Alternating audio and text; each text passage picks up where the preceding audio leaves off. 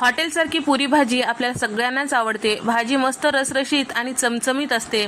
तर त्या पद्धतीची भाजी कसं करायचं घरच्या घरी ते पाहूया। तर मिक्सरच्या भांड्यामध्ये आलं, लसूण आणि कोथिंबीर, जिरे, सुकं खोबरं टाकून छान असं वाटण तयार करून घ्यायचं। त्या भाजीसाठी इथे मी अर्धा किलो उकडलेले बटाटे घेतलेले आहेत, त्याचे मोठे तुकडे करून घ्यायचे आहे। त्यानंतर इथे कढईमध्ये तेल टाकून घेतले, जिरे, मोहरी, उभा चिरलेला कांदा, तमालपत्र, दालचिनीचा तुकडा, हिरवी मिरची, कढीपत्त्याची पानं आणि टोमॅटो हे सगळं छान परतून घ्यायचं आहे।